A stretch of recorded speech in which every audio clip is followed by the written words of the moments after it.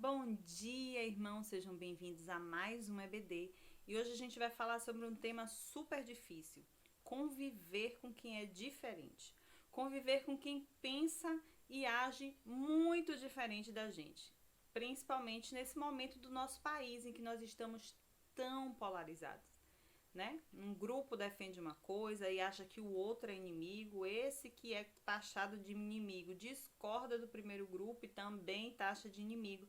E assim a gente vai perdendo a capacidade de lidar com o diferente, com o contraditório, com aquilo que não é muito meu pensamento, perdendo a capacidade de entender a riqueza da convivência e da diversidade. O texto base dessa lição está lá no livro de Efésios, capítulo 4. E nós vamos ler juntos os primeiros 4 versículos. E o título desse capítulo é A Unidade da Igreja. Rogo-vos, pois, eu, preso do Senhor, que andeis como é digno da vocação com que fostes chamados, com toda a humildade e mansidão, com longanimidade, suportando-vos uns aos outros em amor, procurando guardar a unidade do Espírito pelo vínculo da paz. Há um só corpo e um só Espírito, como também fostes chamados em uma só esperança da vossa vocação. Palavras do apóstolo Paulo. Então, para começar essa conversa sobre conviver com quem pensa e age diferente da gente, eu gostaria de antemão dizer que é um tema difícil, muito difícil, porque entre essa convivência e a nossa saúde mental há uma linha muito tênue, não é? Estar rodeada de conflitos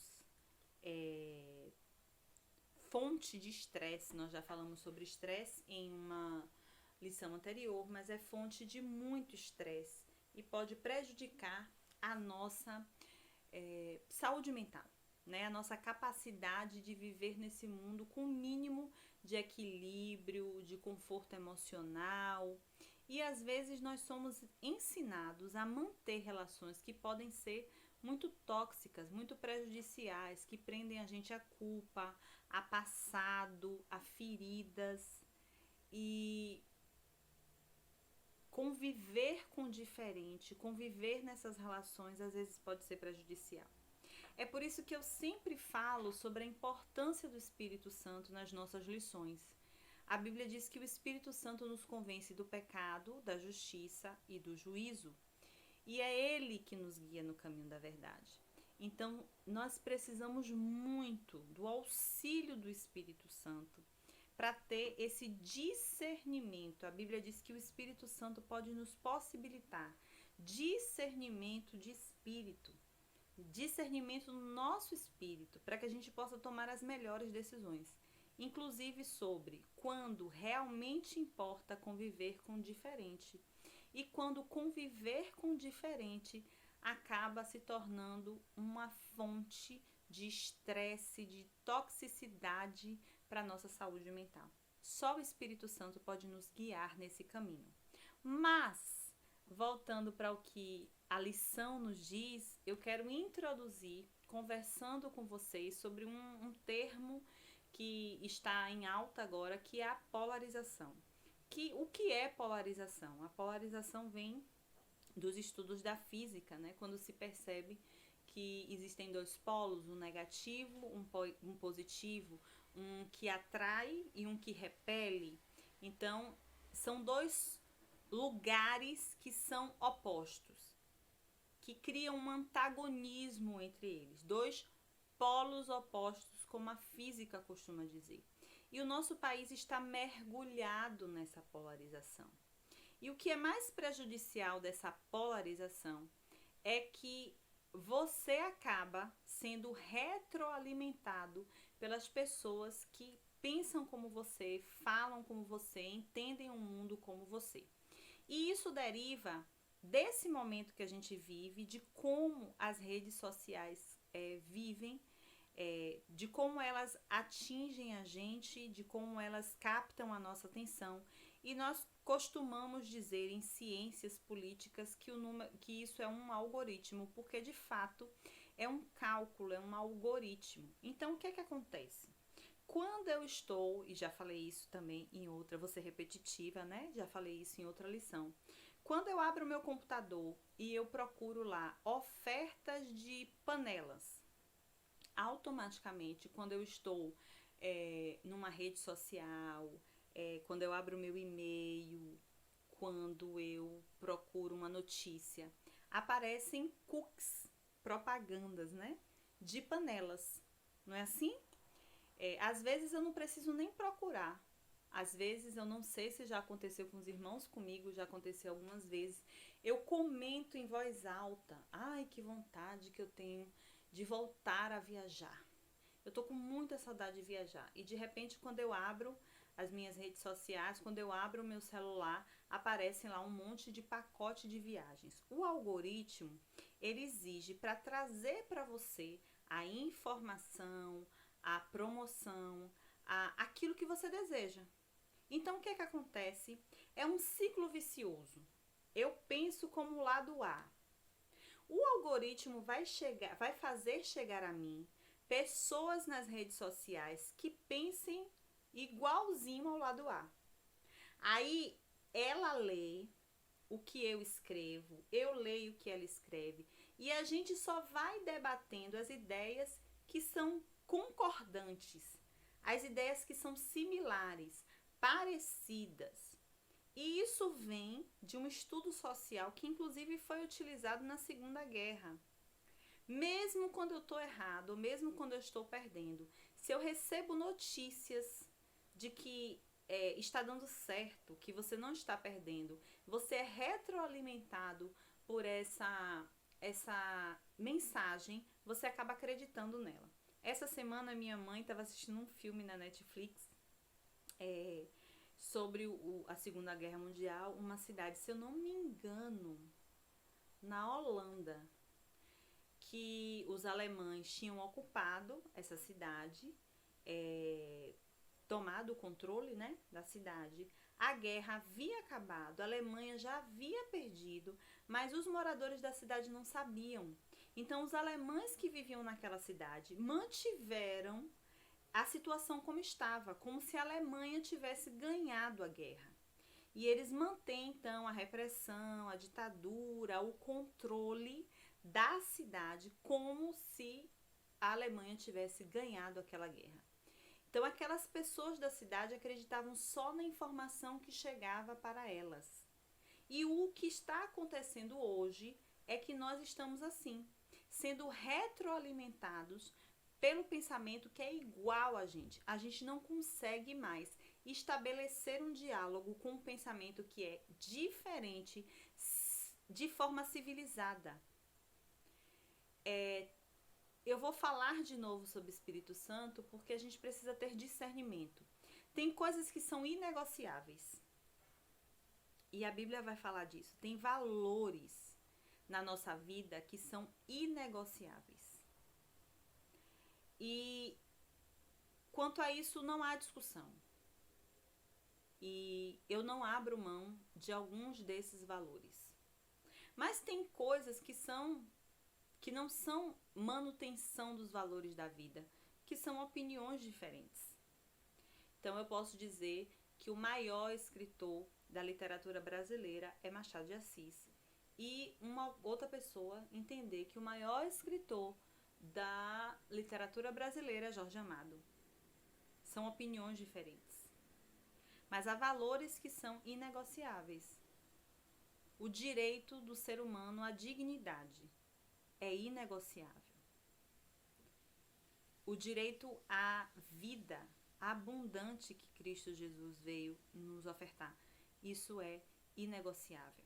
Então há essa linha tênue. A gente sempre, quando a gente fala do ser humano, quando a gente fala dos processos do ser humano, são linhas muito tênues e que a gente precisa muito, e mais do que nunca, da orientação do Espírito Santo, que é o nosso guia para todo sempre. Ele é o que nos convence do pecado, da justiça e do juízo. Ele é aquele que traz para nós a revelação da verdade. Então a gente precisa do Espírito Santo, compreender de fato o papel do Espírito Santo, saber que esse talvez é o agir mais profundo do Espírito Santo, é nos dar esse discernimento. Para a gente ter o discernimento do que é inegociável e do o que eu posso conversar com o diferente. Eu posso conviver com o diferente. Só que esse momento que nós estamos vivendo agora nos leva, como a gente vai sendo só alimentado com os pensamentos que a gente concorda, só chega no meu WhatsApp, só chega no meu Instagram, só chega no meu Facebook, eu só assisto o canal da televisão que fala aquilo que eu quero dizer, que fala aquilo que eu estou pensando. E daí talvez venha o maior fenômeno e o mais destrutivo dos últimos 5 anos no país, que é uma coisa chamada fake news. Não importa se aquilo faz sentido ou não, não importa se aquilo é verdade ou mentira, se eu acredito naquilo, se eu concordo com aquela palavra. Então, a gente não pode negociar com a verdade, porque Jesus é a verdade. Ele diz: eu sou o caminho, eu sou a verdade e eu sou a vida. E ele diz mais: o pai da mentira, ele dá nome e sobrenome. Então, se tem uma coisa que a gente não pode abrir mão nesse momento, é da verdade. Então, meu irmão, minha irmã, eu estou te convocando, não importa de que lado você é. Se você é mais do lado que se alinha aos pensamentos da direita, se você é mais alinhado aos pensamentos que se alinham à esquerda, independente, se você acha que a melhor saída é não se envolver com o partidarismo, né? Porque político todos nós somos. Viver é um ato político, né? Então, assim, não é possível um ser humano passar por esta vida sem viver de forma política, porque a gente vive numa sociedade, num mundo, e tudo interfere na nossa vida, não é? O prefeito que você escolhe, ele vai decidir o preço do ônibus, a quantidade de imposto sobre as coisas, às vezes ele pode negociar ou não, abrir mão, trazer ou não incentivos, fazer programas que dificultam, que melhorem a nossa vida. Então, independente de você gostar ou não gostar de um partido, gostar ou não gostar de um político, a política interfere na sua vida. Porém, o que é que eu quero te pedir? Independente que você tenha pensamentos mais alinhados com a esquerda, com a direita, com o centrão, o que nós, povo de Deus, não podemos abrir mão nesse momento é a verdade. Então, se chegou uma informação para você, mesmo que você goste, mesmo que você queria que fosse verdade, se não é verdade, se é uma fake news, não compartilhe. Que isso é pecado. Mentira é pecado. E fake news é só um nome bonito para mentira. Então, vamos ter essa sensibilidade de examinar. Eu gosto muito da figura dos bereanos, né? Porque eles não acreditam em tudo que está escrito, em tudo que dizem a ele. Eles vão nas escrituras e confirmam se é verdade ou não. Então, vamos examinar. Se uma informação chega até você, confirme em lugares confiáveis. Não repasse qualquer informação. Sabe por quê? Porque o algoritmo reforça essa polarização. O algoritmo faz com que cada vez mais a gente perca a capacidade de conversar, de conviver, de compartilhar a vida com pessoas que pensam diferente da gente, que agem diferente da gente. Vai impossibilitando essa convivência. Chegar até nós apenas as informações, as notícias que a gente quer, chegar só até nós, pessoas que pensam como a gente, tira de nós a capacidade de conversar com quem pensa diferente, com o contraditório. E talvez tenha sido essa a maior dificuldade que os judeus do tempo de Jesus tiveram quando encontraram com Jesus. Eles não conseguiam conversar com o próprio Deus, porque eles não conseguiam tirar os olhos da venda daquilo que estava ali e da interpretação que eles faziam sobre a Bíblia, porque Isaías já tinha sido claro que Jesus viria como ele seria rejeitado, como ele morreria. E as pessoas tinham aquela interpretação do que eles achavam que era o Messias, que era o Salvador dos judeus, que era a pessoa que vinha libertar os judeus naquele momento do Império Romano.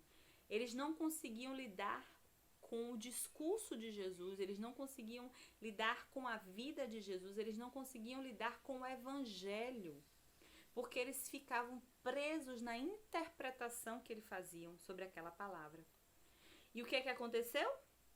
Intolerância, incapacidade, eles não conseguiam enxergar. E aí a Bíblia vai dizer, veio para os seus e os seus não receberam. O povo que tinha mais informações sobre o Messias não reconheceu o Messias, porque eles queriam apenas alguém que falasse aquilo que eles queriam ouvir. Isso acontece muito com a gente com pregação, por exemplo. A gente sabe o certo e errado. O pastor Roberto fala o tempo todo, não existe oração forte. Existe um Deus forte que ouve a nossa oração. Mas tem gente que quer acreditar, porque ela quer aquela válvula de salvação. Ela quer acreditar que se ela fosse até o missionário, se ela for até o missionário não sei quem, ao bispo não sei quem, ao apóstolo não sei quem, e ele orar por ela, os problemas da vida dela todos vão ser solucionados. Mesmo que a gente saiba a verdade. Então a gente precisa romper essa polarização. Preciso olhar para o outro, diferente de mim, sim, mas na mesma condição que eu, irmão em Cristo ou não, mas na mesma condição que eu, alvo do amor de Deus. Que pense diferente, que tenha religião diferente, que tenha posição política diferente, que goste de uma comida diferente, né? Diferente do seu prato preferido, não importa. Diferentes em nossas posições, mas iguais na condição de alvos do amor e da salvação de Deus. A gente precisa romper essa polarização, conseguir acolher o outro e conversar com o outro. E eu vou fazer uma palavra aqui, eu quero que os irmãos abram muito o coração dos irmãos para me ouvir nesse momento. Para não tirar uma conclusão precipitada, né, com essa questão da polarização. Nós evangélicos, às vezes, somos muito intransigentes com o outro. E a gente precisa rever isso. Porque Cristo nunca abriu mão da sua verdade. Cristo nunca abriu mão da verdade. Cristo sempre falou com honestidade com as pessoas. Ele disse para a mulher adúltera, vai, não peques mais. Ele disse para Zaqueu, com o olhar, com a atitude dele, que o que Zaqueu estava fazendo era incorreto, era pecado. Jesus nunca teve medo de dizer o que era pecado ou o que não era, mas ele nunca foi intransigente. Ele nunca foi excludente, como a igreja tem sido. Intransigente, excludente e, sobretudo, violenta. E se a gente continuar com essa postura, conviver com o outro vai ser cada vez mais difícil. Até porque a nossa reputação nos precede. Então, hoje, quando você se anuncia evangélica, as pessoas já têm essa imagem de uma pessoa intransigente, intolerante, violenta. Eu não estou dizendo que a gente tem que abrir mão das nossas verdades. Eu já comecei essa lição dizendo que valores são inegociáveis. Mas a gente não precisa excluir o outro, ser violento com o outro, ser intransigente com o outro. Porque Cristo nunca foi. Nunca. Me mostre um trecho na Bíblia que Cristo diz assim, não vou receber por você porque você é de outra religião, não quero conviver, não como da sua comida, Zaqueu, porque você é um homem corrupto. Nunca. Ele sempre falou com a verdade, mas ele nunca foi intransigente. E a gente precisa olhar para dentro, a gente precisa fazer a autocrítica e, sobretudo, a gente precisa corrigir a rota e voltar para compreender como eu sempre repito, a centralidade da cruz e a simplicidade do Evangelho. Mas continuando, a revista vai dizer assim: nós precisamos conviver com o divergente porque nós somos pessoas diferentes. Nós temos comportamentos e personalidades diferentes. E o que acontece é que nós vivemos numa cultura que nos disse que há uma padronização das pessoas. Há uma padronização do comportamento, há uma padronização do corpo, há uma padronização de tudo, de como você tem que comportar, daquilo que você tem que gostar. Inventaram uma coisa, irmão, chamada harmonização facial. Alguém disse assim, ó, do alto da sua soberba, existe um rosto perfeito. Aí você vem aqui no meu consultório e eu vou pegar o seu rosto e eu vou deixar o mais perto do que seja o rosto perfeito. Entende? Esse grau de generalização que eu estou dando um exemplo bem concreto do rosto, existe um corpo perfeito. Se você não tiver este corpo, se você, homem, não tiver os gominhos na barriga, os braços bem sarados, você não tem um corpo perfeito. Mulher, se você não for magra, que der para contar suas costelas, você não tem um corpo perfeito. E a gente esquece que nós somos diversos. O próprio texto bíblico vai dizer isso quando ele fala sobre a distribuição dos dons na igreja. Ele diz que o Espírito Santo distribui os dons diferentes, ou seja, ele já pressupõe que nós somos pessoas diversas. Tem uma lição também que eu falei sobre distribuição de dons e eu falei que o Espírito Santo, que Deus respeita a nossa individualidade na concessão desses dons. Ele não anula a nossa individualidade, apesar de nós termos completa consciência de que nós somos servos. E aí a revista vai trazer para a gente entender, compreender o outro. Vários tipos de personalidade diferente, né? Colérico, que é aquela pessoa dinâmica, simpática, agradável, ela gosta de liderar, ela é uma pessoa que consegue fazer amizade com todo mundo, que a gente diz que é sociável, mas por outro lado também ela é muito impulsiva, ela faz as coisas muito assim, no calor do momento, ela é inconstante, toda hora ela quer mudar e ela é dispersa. Minha avó dizia assim: não existe bom sem defeito nem ruim sem qualidade.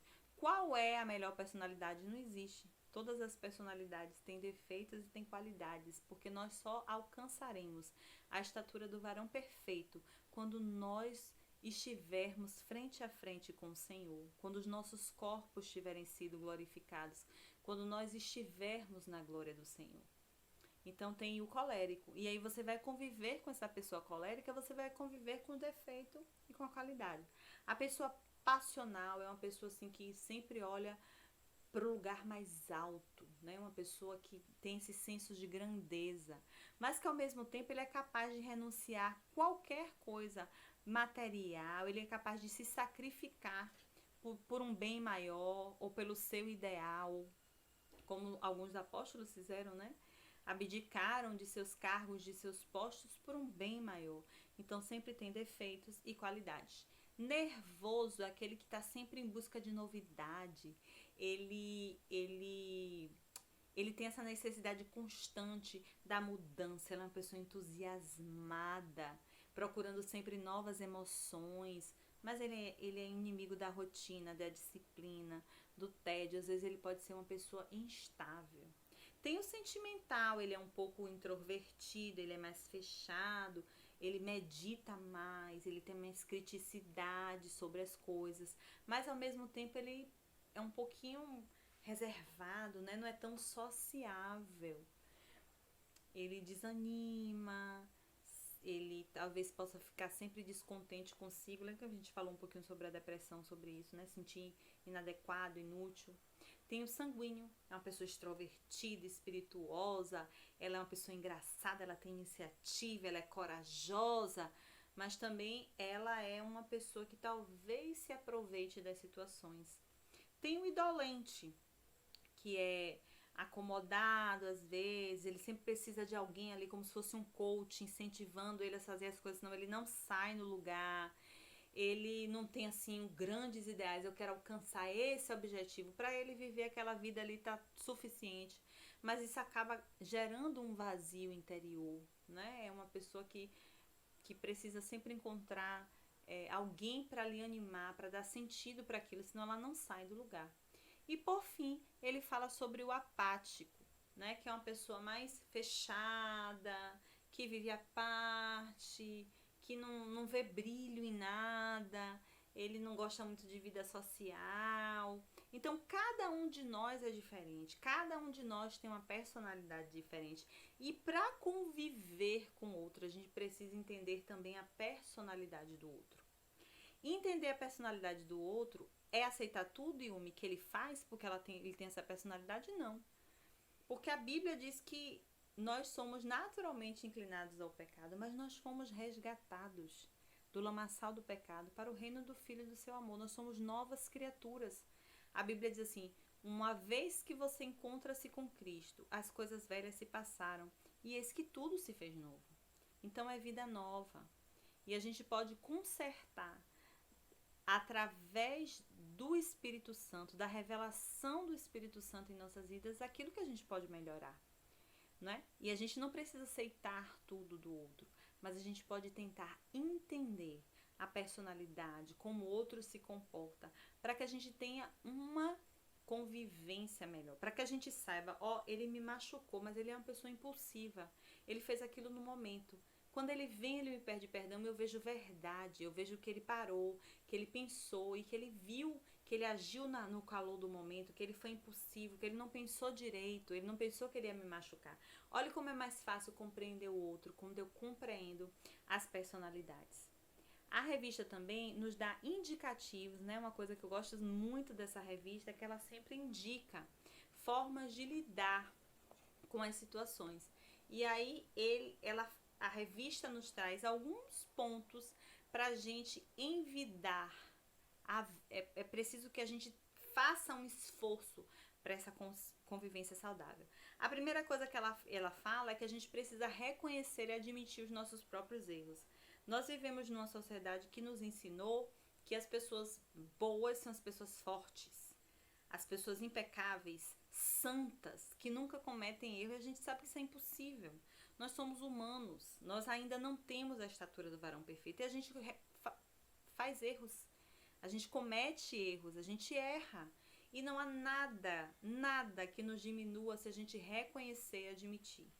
Reconhecer, admitir, ver no que precisa melhorar. Para isso, a gente precisa conhecer a si mesmo. Saber assim, isso aqui foi impulsivo meu, eu preciso ir lá falar com fulano e pedir desculpa. Isso aqui eu posso melhorar. Isso aqui é minha qualidade. Todo mundo diz que é meu defeito, mas eu sei que é minha qualidade. Todo mundo diz que eu sou uma pessoa gananciosa, mas eu sei que é minha qualidade. Eu tenho um objetivo e eu trabalho por esse objetivo até alcançar. Né? As pessoas falam que eu sou espirituosa demais. Eu me dou com todo mundo, mas eu sei que isso é uma qualidade minha. Eu consigo agregar pessoas, eu consigo alcançar a vida de pessoas. Então a gente precisa conhecer a si mesmo, para não acreditar nas coisas que nos dizem, mas acreditar no que o Espírito Santo nos diz, daquilo que a gente precisa manter e melhorar, daquilo que a gente precisa consertar. Aí vem uma coisa difícil, que é respeitar a diferença e a liberdade do outro. É uma coisa que nós evangélicos temos muita dificuldade. A gente tem uma sede tão grande de que as pessoas conheçam a Jesus e reconheçam que Jesus é o único Senhor, que a gente não respeita a liberdade dela, por exemplo, de escolher uma outra religião. A gente tem essa vontade tão grande de anunciar o evangelho, de fazer todas as pessoas, que às vezes a gente não respeita. Olhe bem como eu falo que é melindroso esse negócio de lidar com o outro, né? A gente sabe que é uma ordenança, que a gente deve ir fazer discípulos de todas as nações, ensinando, né? Admoestando, ensinando sobre quem é Cristo. Mas se a pessoa, ela tem conhecimento da verdade e ela escolhe outra religião, não é nossa responsabilidade. A gente tem muito a gente se acha muito, irmãos. Vou confessar isso aqui.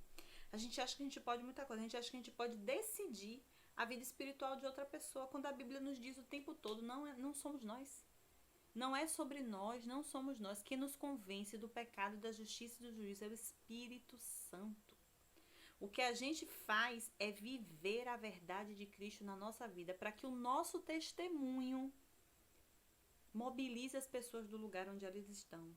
Então não adianta você ir lá falar com sua vizinha que é espírita, que é católica, que é, não sei, testemunha de Jeová, que é candomblessista, um discurso sobre o evangelho sem respeitar a liberdade dela, se você não dá testemunho. Porque o grande evangelizador das pessoas é o nosso testemunho, é a nossa vida, é a nossa verdade. Isso é um grande testemunho. E as pessoas param para refletir e dizem: eu quero servir esse Deus que fez essa mudança na vida dessa pessoa, que restaurou essa pessoa. Eu quero conhecer essa luz que ela emana. A Bíblia diz que nós somos como uma lanterna, né? Nós precisamos ser luz para o mundo. Eu quero conhecer essa luz que ela emana. Eu quero conhecer esse Jesus que ela serve, porque essa pessoa é diferente. Ela vive de forma diferente. Então a gente precisa aprender a respeitar a diferença, a decisão do outro. Eu preciso concordar com a decisão que o outro tomou? Não, mas eu preciso respeitar. Porque o princípio da relação de Deus com o homem é o livre-arbítrio. Deus é poderoso demais, irmão. Se ele quisesse olhar para a humanidade e dizer assim, vou salvar todo mundo, você acha que haveria alguém capaz de impedir a Deus? Agindo Deus, quem impedirá? Mas ele respeita o livre-arbítrio. Ele diz, eis que estou à porta e bato, se você abrir. Se Jesus, se Deus consegue respeitar a decisão de um ser humano, por quem sou eu para não respeitar? E a gente precisa respeitar as decisões do outro, e é muito difícil para nós. Eu já falei aqui no início dessa... Eu não quero que... Eu faço uma autocrítica, tá, irmão? Não tô falando do irmão ou da irmã. Eu tô falando da nossa postura enquanto igreja. Nós somos intransigentes. E às vezes até violentos, porque a gente não consegue respeitar a diferença e a liberdade do outro. Defender a verdade sem ser intolerante ou agressivo. Eu acabei de falar isso, né, no outro slide. Jesus nunca abriu mão da sua verdade, de ser a verdade, de ser o caminho, a verdade e a vida. Ele nunca disse assim, talvez eu não seja, não. Ele sempre disse, eu sou o Filho de Deus. Ele sempre falou com a verdade, falou de forma honesta, mas ele nunca foi intolerante, ele nunca foi agressivo, nem o que ele deveria ser. Ele nunca foi intolerante com os fariseus, por exemplo. Ele sempre os respondia. Ele nunca foi intolerante com um homem rico que perguntou o que devia fazer e não teve condição de fazer. Agora, um conselho maravilhoso dessa revista, ó, falando menos, ouvindo mais. A gente precisa ouvir o outro, mas ouvir o outro com ouvidos carinhosos, ouvidos afetuosos. E eu tô falando isso aqui, irmãos, e eu tô me admoestando, porque para mim tem sido muito difícil conviver com a opinião do outro. Nesse momento que a gente está vivendo no país, eu tô confessando isso aqui para os irmãos. Tem sido muito difícil. Olha que eu sou uma pessoa pacífica. Se você é irmão aqui na igreja, me conhece desde que eu sou criança, sabe que eu sou uma pessoa pacífica. Eu nunca gostei de briga, mas assim, tá ficando difícil lidar com a opinião do outro, porque a opinião do outro fere meus princípios. Entende? Mas assim, eu tenho feito esse exercício de falar menos, ouvir mais, entender o lugar do outro. Entender porque ele acreditou naquela mentira, entender por que ele tomou aquela decisão. E a gente precisa falar menos, ouvir mais, para quando a gente falar com sabedoria. Por fim, a revista nos indica que nós devemos seguir sempre o exemplo de Jesus. Jesus sempre conviveu com o contraditório. Jesus conversou com doutores da lei que conheciam a lei, olhavam para ele e não reconheciam. Jesus conviveu com pessoas ricas e pessoas pobres. Jesus conheceu pessoas que eram retas nas suas atitudes e pessoas desonestas como Zaqueu. Jesus conviveu com pessoas que socialmente tinham um lugar de